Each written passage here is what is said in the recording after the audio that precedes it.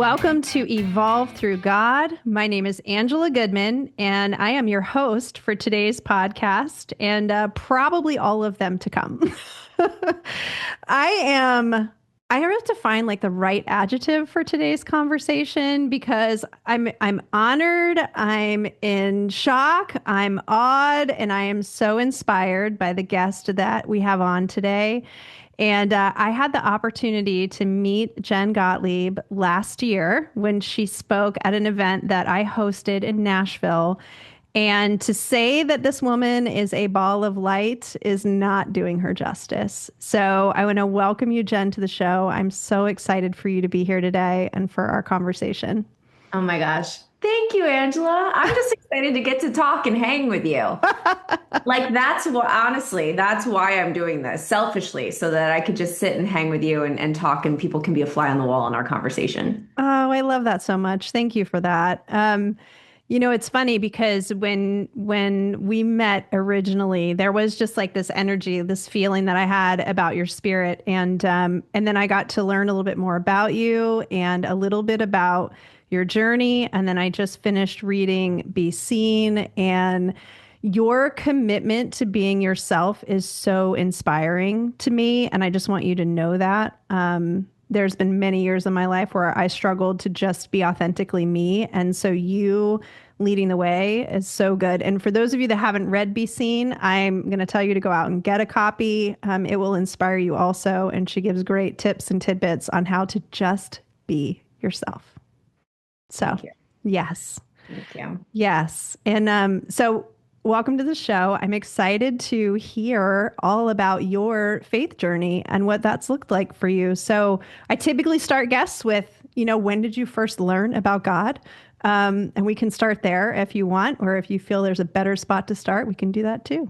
Sure. I want to start by saying that I've never had a conversation like this before with anybody, especially publicly. So if you're listening to this, like, welcome to the party. And this is me just like, sure, let's do it. I love, like, why I'm here, Angela, is because I love you. And I felt that connection with you. Thank you. And I want to be able to be there for you. And my company's called Super Connector Media. I'm all about when I find somebody that I connect with, pouring into them as much as I can. And I was like, you know what? This is an uncomfortable thing for me to do, have a conversation like this.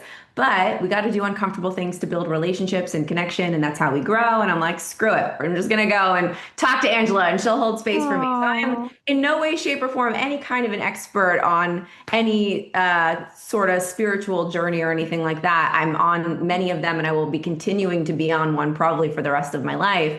But when did I guess I found God when I was a little girl, because my parents, especially my mom, since I was a baby, would always talk about God. I was raised Jewish. I'm born into a Jewish family. I had a bat mitzvah. For me, my bat mitzvah was very much for the party. I got kicked out of Hebrew school, true story, because I was a bad kid. I didn't want to be there. I was bored.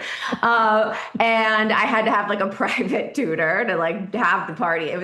But the whole time it was funny because I knew that I enjoyed like Hanukkah and the holidays around Judaism. And I think deep down, I really did love just the like togetherness and like the activities we would do and the holidays. And it made me feel like I had structure, and my mom really cared about it a lot. And it was really great for me to be brought up in that religion.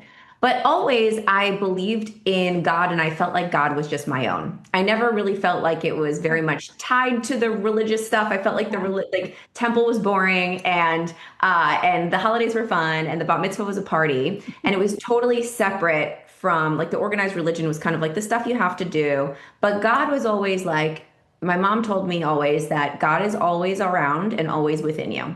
And that was what I always believed. And I believed that like God was always inside of me and always around. So I would always talk to God as a little girl. And I didn't really know, I guess in my mind, I envisioned it being like this person or this thing, but it was inside me and it was everywhere. And and that's been the through line for me always, even when, like I definitely love being Jewish and I try to do Hanukkah. I'm not like, I don't go to temple a lot. So I still don't really tie my organized religion I was born into my own spiritual journey. But I absolutely have a very strong relationship with my belief in my higher power. And it what's interesting is that I'm sure you're going to ask these questions, but throughout my life, I've gotten further from God and closer to God. Hmm. And it's had a whole evolution of itself. Yeah, and I love that you say that God is within you, around you, inside you, all of that, because the goal of my show is to show people that we can all believe in one God, regardless of which particular church, religion, temple, however we choose to find God, right? That He is inside of us. The relationship is an individual one that we have with Him. And so I love that you realize that at such a young age. I unfortunately did not do that at such a young age. But I just love hearing the story that you did. So yeah, let's talk a little bit. I know most of us do go through this whole seeking season, or we go away or we come closer. Um, I also love that you got kicked out of Hebrew school. I love like you are just like such a you are really such an inspiration in so many ways. And I You got love kicked out of Hebrew school. You're such an yes, inspiration. yes, I know you are because for you to do that because you were bored and recognize that and understand that at a young age, like you're so smart, Jen. You're just smart. Thanks. I think I was very much a kid wanting to have a good time, but maybe it was Yeah, a little bit of wisdom yeah. under there. Like, I don't need this. But I did follow through with getting bat mitzvah. I had my party. And actually, Hmm. what is interesting is that when I was standing up there on the bima and I was reading Hebrew and I was singing and I was doing the thing, I felt very proud of myself. And I did, in some way, feel very connected to God in that moment. So Hmm. it was, I followed through and I did it in my own way, I guess you Yeah. could say, which is kind of how I've been doing my whole life. Yeah. So your high school years, I think if I remember correctly, and that was in BC, and I think you were in a public school during that I was in time. a charter You were school. in a charter school. Okay. Charter school, yeah. So it's just like for those that don't know, it was actually one of the first charter schools. It was when that craze started happening, and Hmm. it's like a public slash private school. We wore uniforms. It was not the public high school, but it was, I don't know how to explain it. Privately Okay. owned, maybe, but you didn't have to pay to go. How was your journey in high school? I would assume, and correct me if I'm wrong, I would assume that you were probably one of the few Jewish kids in the charter school, or no? Yeah, in my Okay. school, I don't think there were many. Okay. Yeah, I don't.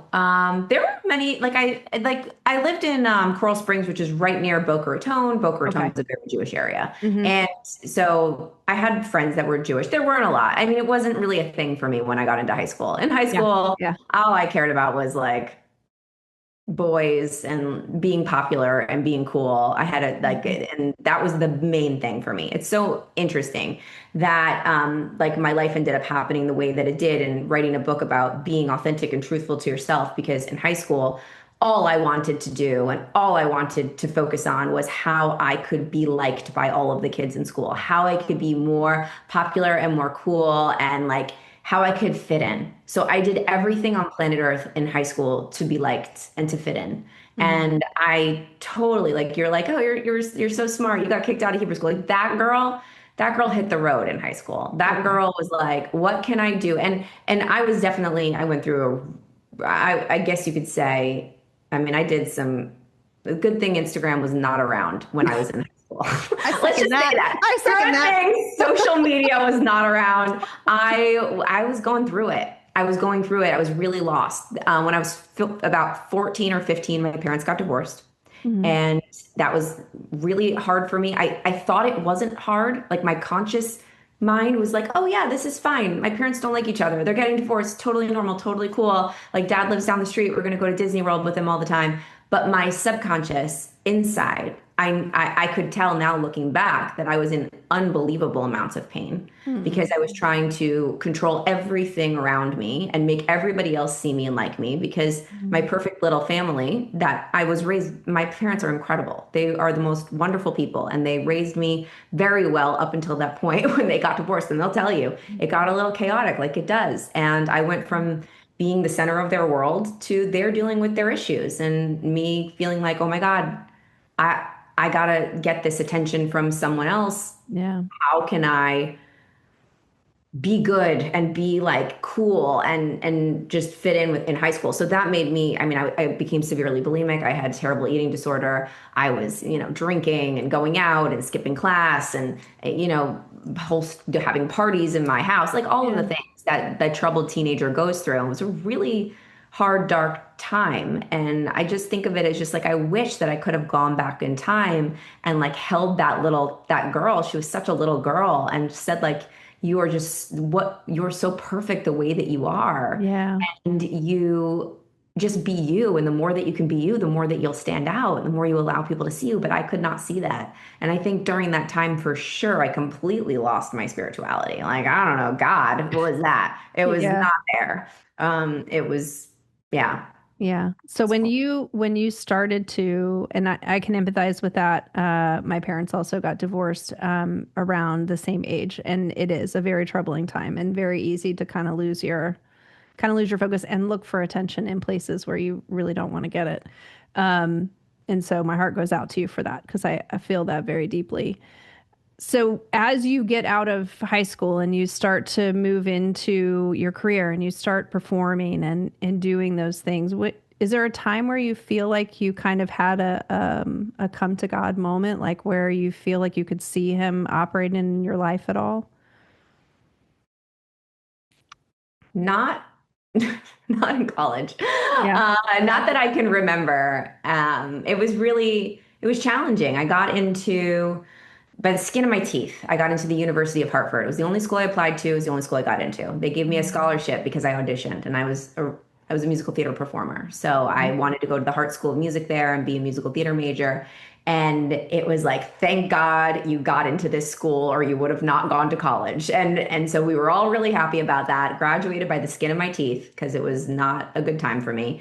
Mhm. And went to this school and also felt very lost there. Also felt like that wasn't it for me. Mhm. And I ended up leaving, dropping out of college after like the first semester. And I just felt in my heart that this just wasn't right. It didn't feel right in all aspects. I felt like something was very off, and Mhm.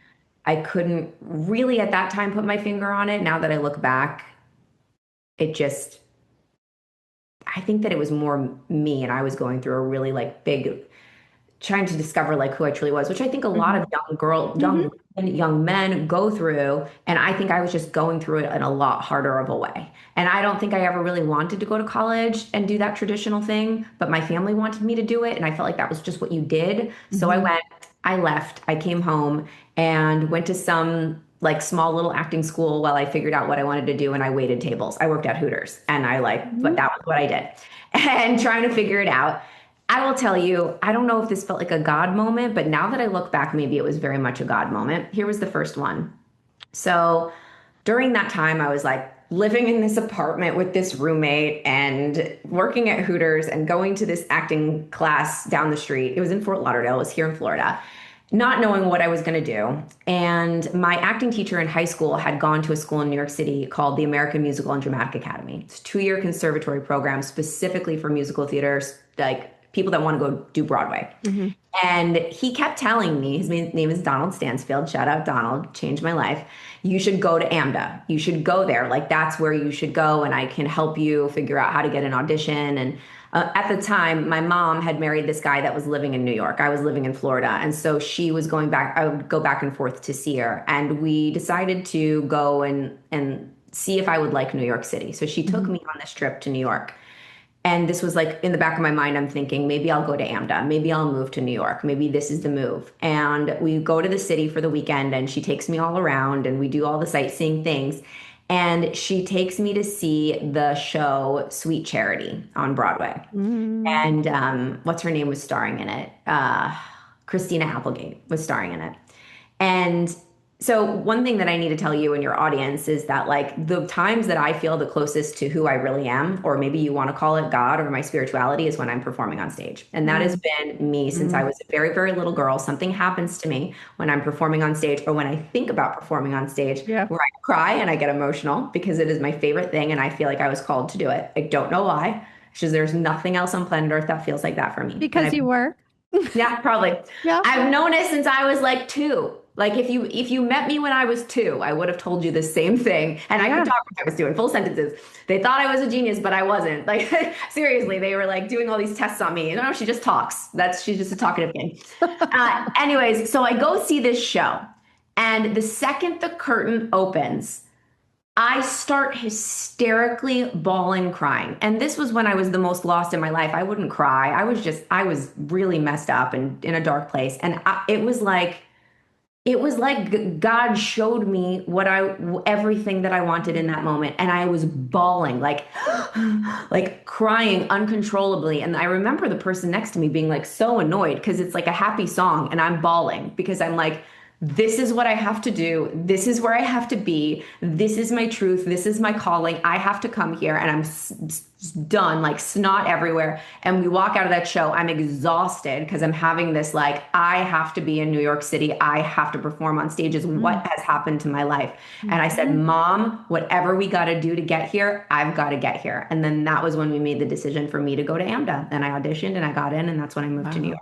Wow. And I'll tell you, I got full body chills the first time you said the being on stage. And then when you talked about the crying, like that was the God moment. Legitimately. Yeah. And change tears all the way. Change tears all the way. What a beautiful moment and recognition of that moment that was. So as you were applying to get into AMDA and you were going to New York City, did you have any doubts at all? Like, or you just No, knew? no. By that point in time you knew? It's really interesting. I had no doubts. Now I'm really thinking about it. I knew for sure that was it. And I was going and I was going to get in and that was it. Yeah. Yeah. So good. That's so good. Like in that moment, and I'll tell you, I've seen you on stage and I've seen you not on stage. And your authenticity in both places is the same, which is beautiful. And it's the same as you are here on the show today. And I have no doubt you're an amazing performer as someone other than Jen. But I have to tell you, you being you is so gorgeous. Like legitimately, it's such a big light. So I'm so happy that you transitioned into where you are today, where you're showing up as you. That little 2-year-old Jen is getting to be herself on stage. It's so awesome. So talk to us a little bit about what that transition looked like from, after you get through AMDA and you start to go out into the world and go through that grueling process of auditions and trying to find jobs and roles and things like that. What was that like for you? Because it couldn't have been easy.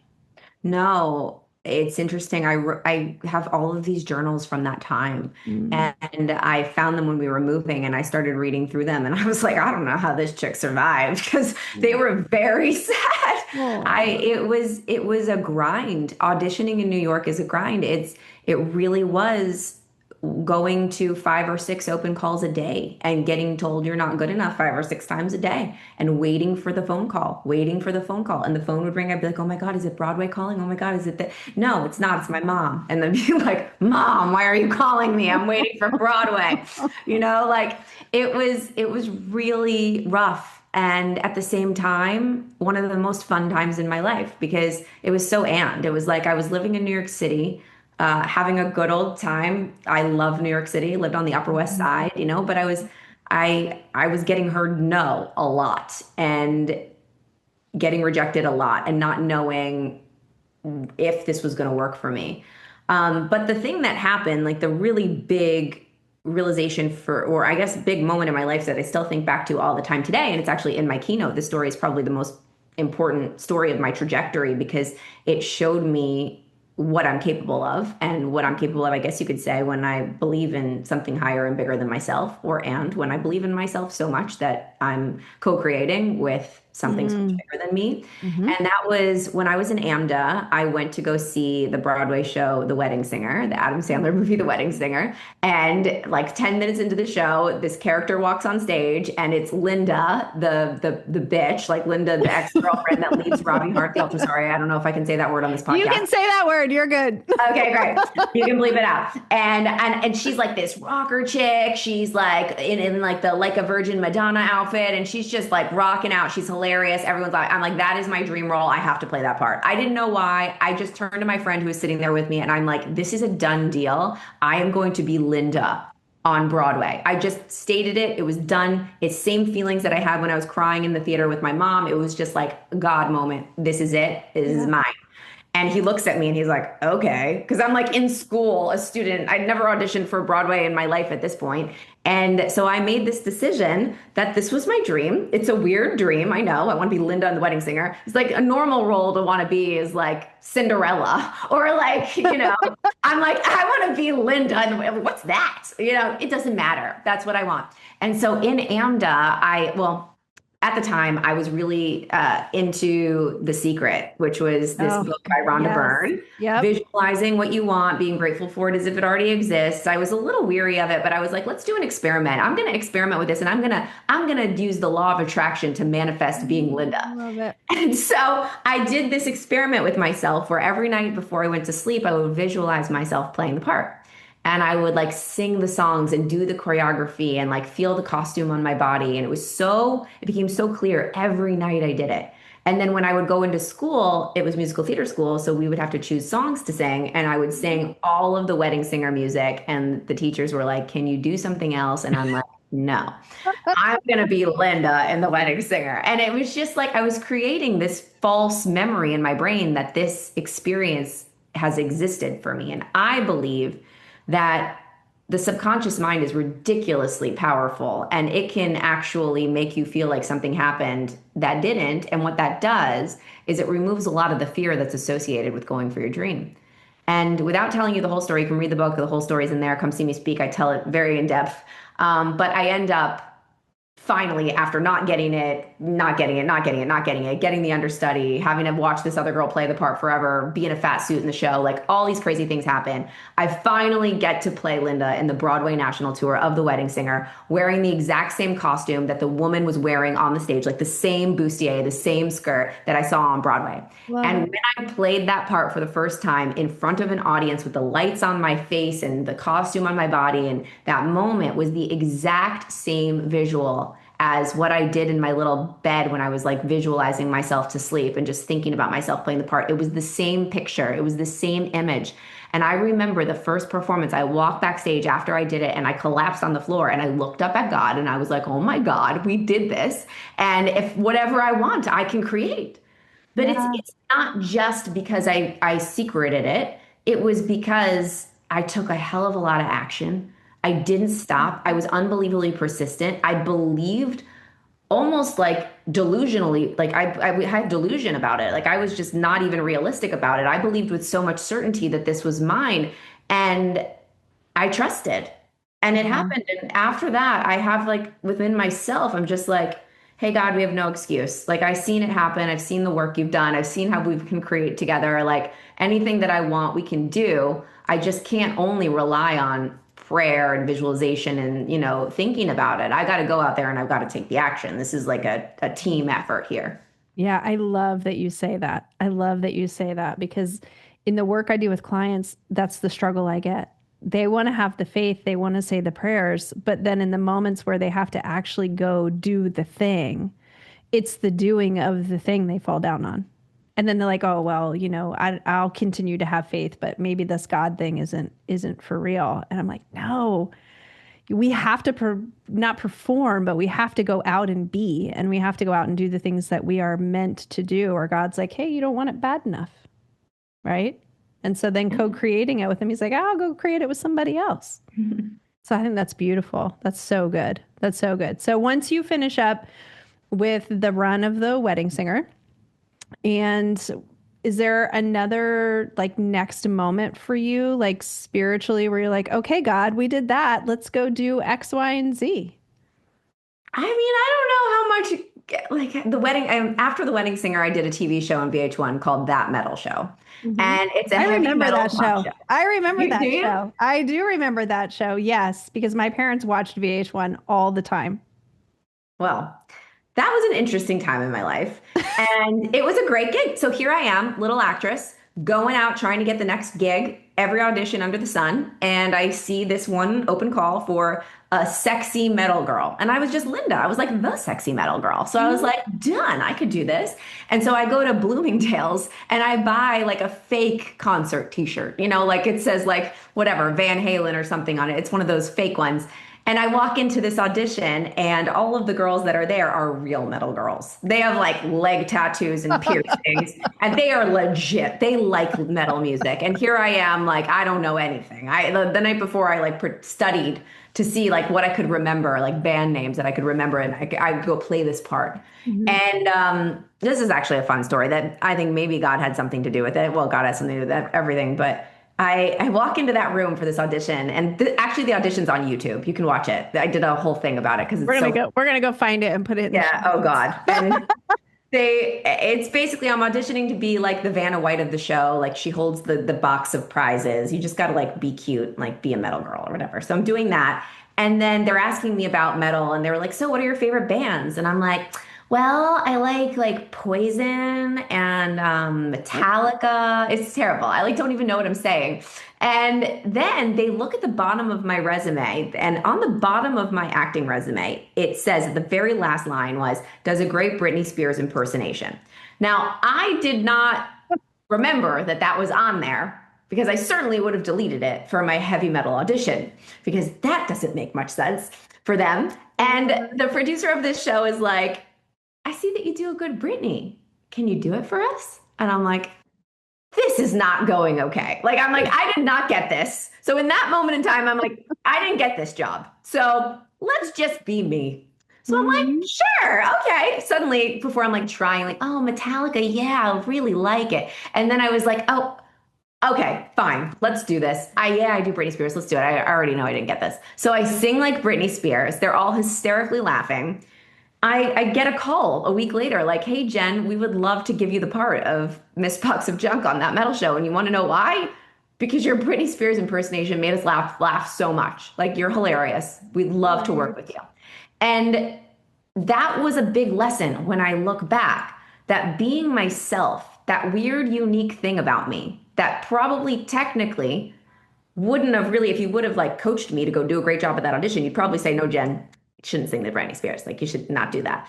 But that part of me just being myself was the thing that got me the role. And that turned into, I mean, there's a lot of God moments there. That turned into a 5-year gig that paid me lots of money. And, it was a really out of alignment gig. I mean, I had to pretend to be somebody that I wasn't for a while, which a lot of lessons came from, but it was a great experience. And it was a way for me to support myself. Well, I have to ask this question because everybody's going to want to know, which Britney song did you do? Not a Girl, Not Yet a Woman. Okay. You can watch it on YouTube. It's there. Okay. All right. I'm going to put it in the show notes. There's a clip of it on my Instagram too. It says, there's a reel on my Instagram where I say how Britney Spears helped me get my job on VH1. I tell the story. Oh, I love it. I'm going to go find it and I'll put it in the show notes. Okay, good. Sure. Because everybody will get to have a good fun time off of that. Yeah, it's fun. So good. So, I mean, at this point in time, and you are getting to the point now where you're relying on the co-creation piece, right? So same thing. You were like, this is the show, and I'm going to go put the pieces together to be this person for this show. How do you get to where you are today, where you finally say to yourself, okay, God, I see you. Like, you just want me to be me. How do you get there? I think it was so much of a process. It was not one moment. It was not like oh my gosh, this is it. Wow. Like I have awakened at all. There was a really dark moment that happened. So during that time in my life, when I was on that metal show, I was also dating someone that was really great on paper. Everyone approved, hedge fund banker, New York City guy, like the guy that I should marry. It was like, you should be a New York City housewife, do the acting thing as much as you want, but then be done, have kids, be supported, and all that stuff. And this guy would have given me that life. But there was something deep down inside of me that knew that I was not that there was anything wrong with that life, because there are plenty of women that will have that life and that will be wonderful for them. But that Yeah. was not the life for me. Yeah. And I knew so much that I would sit up at night and cry because I was in this internal battle with myself that was too afraid to leave, but knew that it wasn't right. Knew that this Mhm. show that I was on, pretending to be somebody that I wasn't for 5 years, like not liking heavy metal and knowing that I could only be so much with this show, that it was going Right. to end. And what was I going to do? Was I just going to be this housewife? And I just knew when you have that knowing inside of you, it doesn't shut Mhm. up, and it Mhm. wouldn't shut up. And I think that I subconsciously destroyed that relationship, but he broke up with me. But I believe that I subconsciously did things Mhm. to sabotage it because I knew that I couldn't get out myself. And I believe that when you're out of alignment and you can't get back in, that God will step in and smack you back in. And a lot of the times it will Mhm. hurt. Mhm. And so this guy breaks up with me. He ends up actually leaving me for one of our friends that he ended up marrying. But Nice this was guy. a very big moment of like, okay, this whole sparkly big life that I thought was going to be mine is over in 2.5 seconds. And the show was canceled. And I had to move into this apartment with like six other actors in this tiny little room with this window that faced a brick wall. And I had no job. I had no boyfriend. I had no future. I had no connections. And at that point in time, I had totally lost myself because I didn't know who I was anymore, what I wanted to do. Mhm. And that was a moment I remember, it's in the book, that he like dropped me off in that room, and it was like there's just my boxes everywhere, and I was looking around and I was like, what did I just do? And I was so terrified that I was like banging my head against the wall, and I was, it was just such a scary moment. And I wish that like I could share that moment and say, okay, the next day I like had an awakening and I'm like, I'm gonna figure this out. And I didn't Mhm. at all. It was like just continue the grind, and I would drag my like suitcase full of audition dresses all over New York City and go to audition after audition after audition. I was getting real skinny just because I was really depressed, and Mhm. it didn't get much better. And then I remember my mom came into the city, and she lived in the suburbs of New York, and she would come every once in a while, and she's like, what are we going to do with you? And she gave me this book, and she's very into personal development, and she's very Jewish and into God and into Mhm. religion and also into the spiritual realm and Reiki and all that stuff. Love it. I love it. And she gave this book, was called You Can Heal Your Life by Louise Hay. And it's a book Mhm. full of affirmations. And at that time, she knew that I was not going to read that book because I was not in any place to read any book. So I Mhm. opened the book after she leaves my apartment, and she had photocopied one of the affirmations that she wanted me to read. And on the back of the photocopy, it said, Jenny, I hope you find yourself again. Oh. Love, Mom. Oh. And I took this affirmation and I looked at it, and everything in me wanted to just throw it out the window and be like, screw this. This is so stupid. I'm never going to feel better. I'm never going to find myself. This is dumb.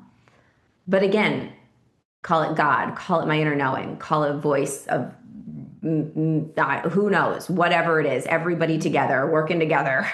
There was something that was like, you know what? Just put this on your refrigerator, and all you need to do is read this once a day. That's it. So Mhm. this was the first commitment that I made to myself at that time that I actually stuck to. Every morning I would get up and I would read this affirmation. And sometimes I would be really pissed off about it and not want to do it. And sometimes I would be like halfway there. But either way, I don't think that affirmation changed my life. I do think that the act of getting up every day and reading it and sticking to the commitment that I made with myself to say something nice out loud, to trust. I think it was something about like, I am safe, I'm okay. I don't remember. It was like something around being okay. And it slowly but surely started to give me the confidence to get out of my apartment and go do good things for myself. Like go to Barnes and Noble and start reading personal development books or Mhm. starting to listen to podcasts. And this is when I really started to learn more about personal development. And I got really, really, really into it. This was the phase of my life where I do believe I was probably the most connected to God because I was really searching and I was really open because I was Mhm. like, can't get much worse than this. Let's just figure out like what else there is here. And I like caught the bug, and I was addicted to these, whatever, personal development podcasts. A lot of these people are my friends now, Yeah. like that I Yeah. listen to, that I read their books. Many of them are. And I would sit on the floor, Barnes and Noble, every Saturday night, and I would read every single book. And I would journal every morning and write gratitude lists and visualize. And I came back to like the visualization that I did with Wedding Singer. And I would talk to God every day. And this was a time where I also wanted to start manifesting my husband. So I started talking to him every day, this invisible person that didn't exist yet, but believing that he was out there looking for me and talking to him and telling him how much I loved him. And I would pray every night, God, please send me. I remember saying, like, send me my love. It's okay if he has problems. I'll be able to deal with it. It's okay. I know he's going to have problems. And now sometimes I'm like, why did I ask for that? But anyways, but career-wise during that time, so I'm doing this personal development journey, and I'm also building my business as a personal trainer. And that was like a whole reset for me. I was like, I don't know what else to do. I really like working out. Let's get a job at a gym. I started working at this really fancy gym on the Upper West Side of Manhattan. And that's when I became an entrepreneur because I started taking those clients out of the gym and training them across the street and getting paid all the money for the session. And then they fired me. And that was when I was forced to build my own business. And I went all in and I trusted in God and I trusted in my vision. And that was really the beginning of me becoming an entrepreneur. And my first speaking engagement came because I was building this brand as a fitness person. And this fitness brand that I really liked saw what I was doing and they called me and they're like, we'd love for you to come speak to our brand ambassadors. I'm like, speak? What's that? You mean like put on a show?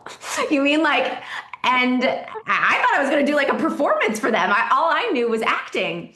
And that was a moment. There was 12 people sitting on the floor with no shoes on and no sleeves and no microphone. It was a fitness studio. And I stood up there in front of those 12 people and I told them my story of how I got to where I was in my business, which was pretty great by then. I had a very successful business. And I saw this girl in the front row just start crying. And I'm like, it was you. She's crying because Yes. it's said about myself, like just being me and not being a character and not creating this performance for her. And I remember thinking, I don't know what I just did or what that was, but I want to do that all the time. Mm-hmm. And I didn't do it all the time after that. I went off and continued to build my business. But eventually, I believe that the dots connect. When it is your destiny, it is your destiny. Oh, yeah. I met the guy that I was talking to every day. I met my husband. That was a God moment beyond. Yeah, I want to hear about that moment. I want to hear about that moment because you are the poster child for manifestation, in my opinion. Like as I was reading through Be Seen, as I have spoken to you and gotten to know you more, like you literally are incredible at manifesting the things that you are looking for in life. And you're so humble about your journey through it all. And I just want to give you kudos for that because a lot of people will get stuck in the manifestation piece and just give up. And you have worked so hard to not give up on the things that you want. So talk to me because I know there's a lot of listeners out there who are struggling with that other person they want to share their life with and are not in a place where they feel like they can truly manifest the partner that they want to have in their life. So I want to hear the story. Okay. I want to hear the story. I like the story. Yeah. Okay. So I'm doing all this work trying to manifest my husband, and I'm going on all these terrible dates. They're terrible. But the really good thing about the work that I was doing, and when I say work, I'll share with you what I did. There's a couple of things that I did. I had this vision board over my desk with all these things that I wanted to create, and I have a picture of it, it's really interesting because many of those things I have now. Mm-hmm. And one of the pictures on that vision board was a picture of a back of a guy's head. He's standing like on a balcony in a beautiful like vacation, holding a baby and looking out at like the rainforest. And I'm like, this is great. It's the back of a guy's head. This will be my guy that I just talk to. This is the guy. I didn't care about the baby part very much. It was just like back of a guy's head. Great. Mm-hmm. So every morning I would wake up and I would do a gratitude list and then a future gratitude list. My future gratitude list was being grateful for things that haven't yet happened that I believe are going to happen. And I would write it as if they happened. So I would write things like, I'm so grateful I met the love of my life today. And I'm so grateful that I'm so in love and I'm so loved. And I like, we built a business together. I wrote all the things that have happened in my life now. We've built an empire. We're this power couple. Well, all the things. And then I would talk to the guy. So I would be like, I cannot wait to meet you today. If you see me, I'm wearing my like black tank top, black cardigan, like come up to me and say hi. I know you're looking for me. It's going to be a great day. I love you so much. I can't wait to meet you. And what that did, with same thing like with Wedding Singer, is it kind of like tricked my brain to believe that this guy was walking around the planet looking for me. So when I would go on really terrible dates, I would just be like, okay, you're not him. I talk to him every day. It's all good. Bye. Like it wasn't a big deal. I wouldn't get anxious or upset about it anymore because I had this fake boyfriend. Call it crazy, but that's what I did. It's not crazy at all. And I had this relationship with this fake guy, and I would pray to God and I would ask for him all the time. I remember here's one like kind of religious thing that I did, and I'll never forget this. This was crazy because I didn't do this regularly, but my cousin Carrie, shout out Carrie, does more like Jewish stuff. And it was Yom Kippur, I think, one of the Jewish holidays, where you go to a big body of water and you throw bread in the body of water and you make wishes. Okay. It was the Jewish New Year. It may have been Rosh Hashanah, either one of those. Okay. And it was nighttime, and we all go with this bread, and we're going, and I'm standing there, and I'm like, God, I just want the love of my life to come. Like, he is a 6 foot tall entrepreneur. He's from the Upper West Side. He has a child already. He's been married. He has tattoos. Like, he works out all the time. You knew all the things. All of it. It was all written out. I knew all of it. Wow. Very, very, very, very clearly. I knew I was going to be a second wife. I knew I wanted someone that already had a kid. I just knew. And so we have to talk about the moment. There's one more piece to the story. Okay. When I was training people, this is an interesting, fun manifestation part. There was this building that was right across the street from my building. I lived in like this pre-war building on the Upper West Side. So cute, little tiny studio. And there's this gorgeous building across the street with floor to ceiling windows. It was called The Corner. It's there, but they changed it and now it's no longer what it is. But it was so beautiful. And I would train clients in that building. And it had a gorgeous gym. And every time I would go in there, I would tell the doormen, I'm going to live here one day. And they would be like, okay, go up to the gym and just train people. And I would get in the elevator and I would envision that this was my elevator and I was going up to my apartment and like me and my husband were going to live there. I would go on walks and runs saying like, oh, I'm so excited, honey. We're going back to the corner building and we're living. Like I knew I would pretend it. I created this whole fake world in my mind. And so the way that I met Chris was a God moment. Because I had gotten fired from that gym that I worked at. Remember the gym that I got fired from? Yep. One day I was walking down the street past the gym and I realized that the name of the gym had changed. It used to be called Reebok Sports Club and now it was called Equinox. So I immediately realized that Equinox had acquired that gym. So then I was like, oh, the people that fired me probably don't work there anymore. They probably don't have power anymore. And I just got this hit. And I think it was like God talking to me again, inner knowing, inner voice. And it was like, you need to go in there because there's somebody there that you need to meet. Okay. And I walk right on in. I give them my credit card. I was an Equinox member, but this was a special Equinox. It was more expensive. This one was like the special Equinox Sports Club where it's like, all the celebrities work out there and you got to pay more money. But I was doing great in my business. So I was like, you know what? Screw it. Here's my card. Let's go. I'm going to start working out here. So I start working out at this gym that I got fired from years ago. And I'm walking around and I bump into this guy and his name is Carlos. And I dated Carlos when I was a trainer there. And he's also a trainer and he's there still working, training clients. And I'm like, oh, hi, Carlos. And he starts talking to me and he's like, what are you doing now? And when you bump into an ex and you're like thriving and it feels so good. Yes. And you just want to tell them all the things. You're just so excited. I'm like, I am just doing amazing.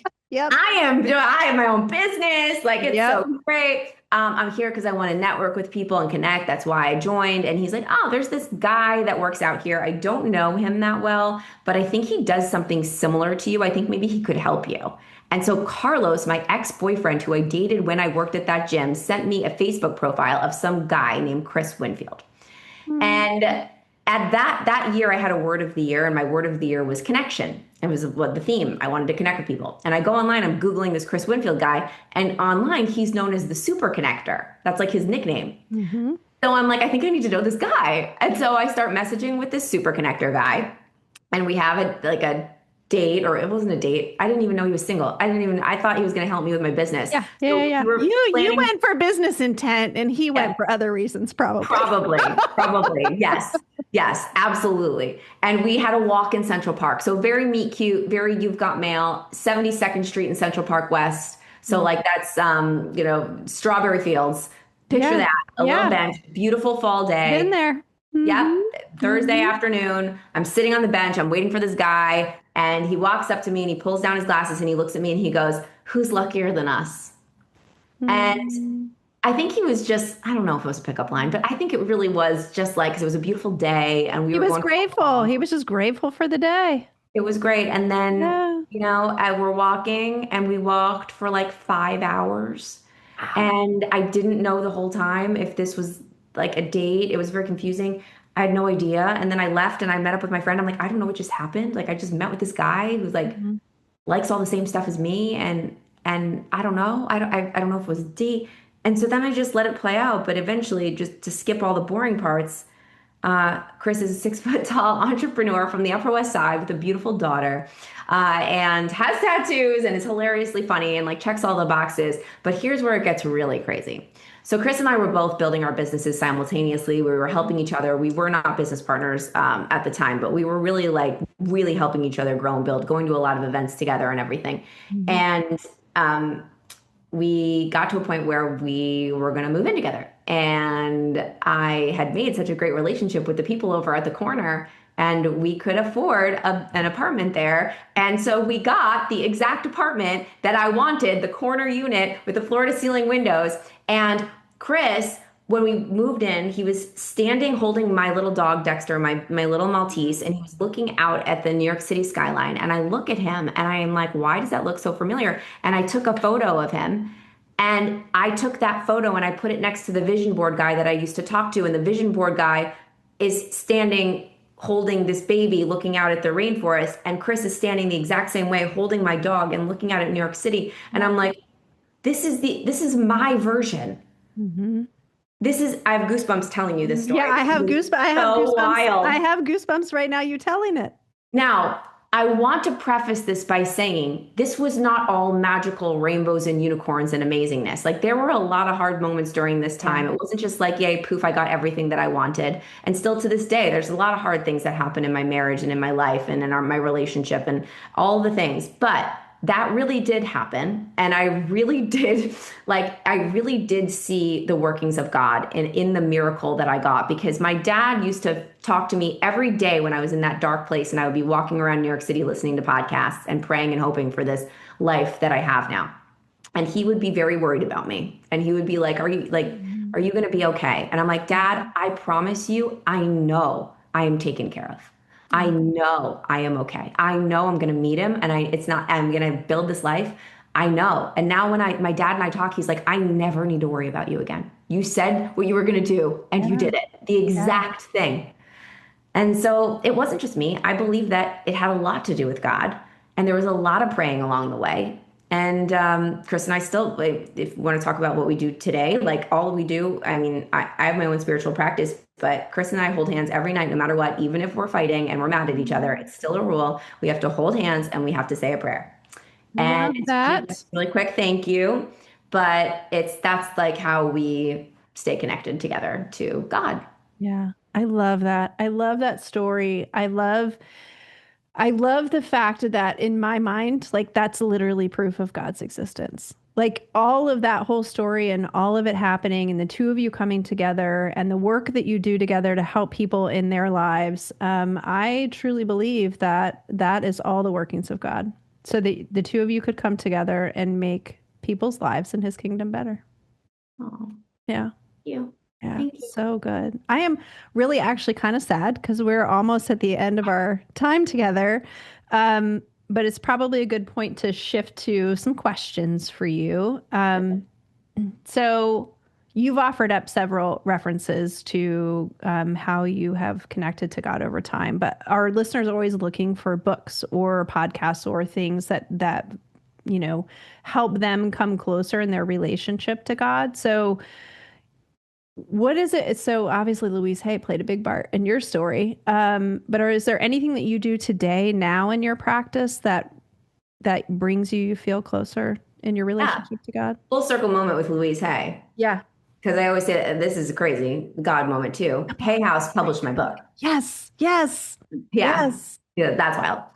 Yeah, so I don't know about, I mean, I'm a podcast listener, but um I what I would recommend, the thing, and I think you said you wanted to talk about this when we were going to do this podcast. One thing that I do, and I've been doing a lot more lately, is take these wonder walks, and Mm. I call them wonder walks. You can do them in any way. You can do them. I used to do them when I was manifesting, and sometimes I'll do them that way too, where I'll go out for a walk and I'll start by just talking to God and saying my gratitude and how grateful I am, and then walk as if I'm the person that I want to become. And so I just envision that I have everything that I want. If it, like I'm feeling incredible, I'm the woman that I want to be, and I walk as that woman. And I say, I'm so grateful that I have XYZ, that I'm this, that I feel this way, that I have, and I just talk out loud and I embody the version of myself that I want to be. And I feel very connected to my higher power when I do that. And my grandma actually passed away in December. Both my grandparents died 10 days apart. And it No. was really, that was my first experience with real loss. My Mm. grandma's like,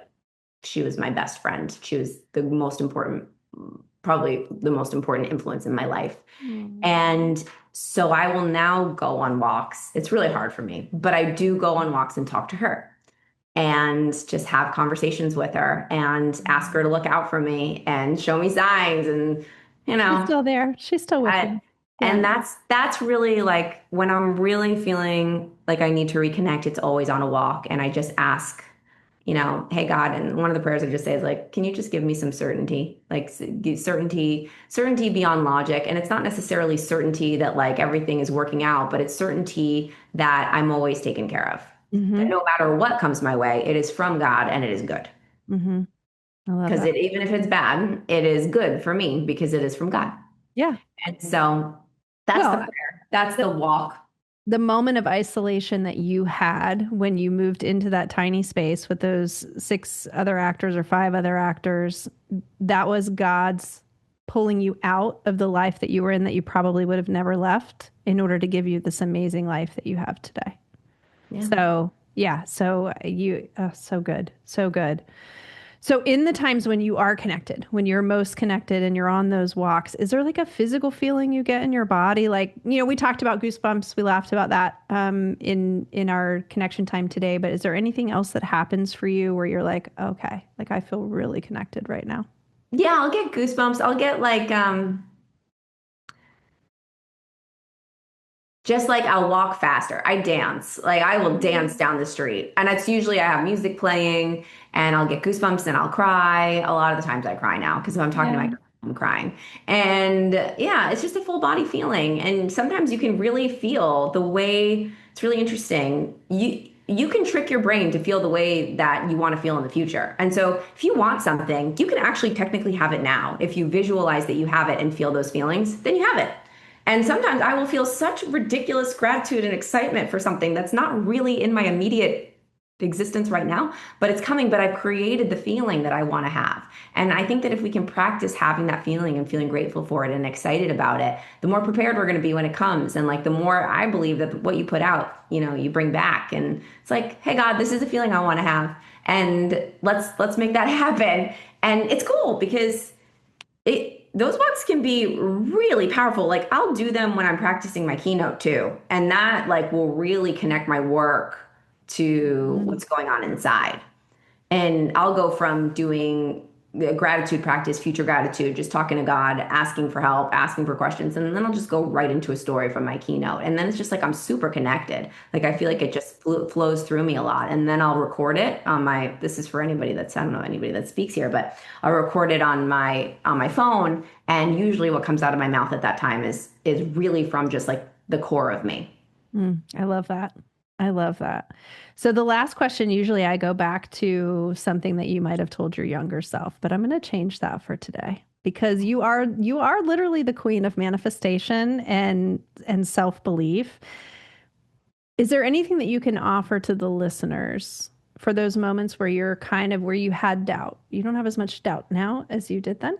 But are there moments when you had doubt? Is there anything you can offer to them that you haven't said so far that when they're feeling that, that will help them to get out of it? I have doubt now. I have plenty of doubt. I don't think it's normal to not have doubt. I think that it's part of the human existence. I think that God gave us doubt, fear, anger, anxiety, all of those things, because if we didn't have them, then the good stuff wouldn't feel as good. Mm-hmm. And so I have doubt a lot. And the thing that I remember always is actually tattooed on my wrist, and it says, "Time never stops." Mm. Meaning, like, this too shall pass. So all discomfort is only temporary. And I always remember, like, no matter what happens today, like, we're having this conversation, and whatever happens today, no matter what, we're both going to end up in our bed tonight looking up at the ceiling. Me and Chris are going to be saying our prayer. It doesn't matter. Like, we will get a new day. So if I'm doubting myself, or I'm afraid, or I'm anxious, I think back to a time in my life when I was incredibly doubtful and anxious. And I'm like, oh, that was so long ago. I got through it. Time never stops. We don't get halted in our discomfort. It's not permanent. It passes no matter what. You go to bed and you wake up and you get a new shot, and it will feel like it was so far away eventually.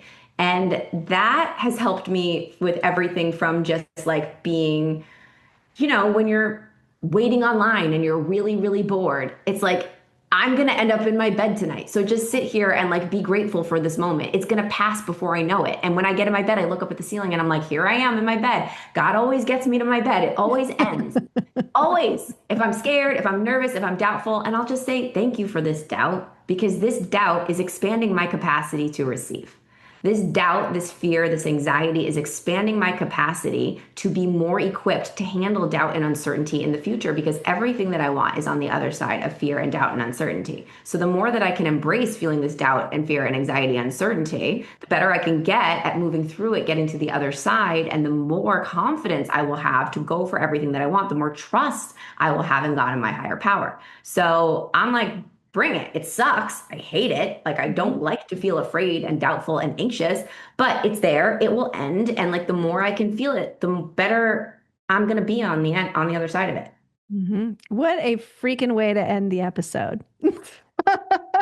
That was some real words of wisdom, Jen. Some like really awesome words of wisdom. To your point, we're all going to have doubt. It's how you handle it as you go through it, and you can create whatever you want in life and co-create with God. That's so beautiful. What a great message. I am so grateful for you in my life. I'm so blessed to have gotten the opportunity to meet you.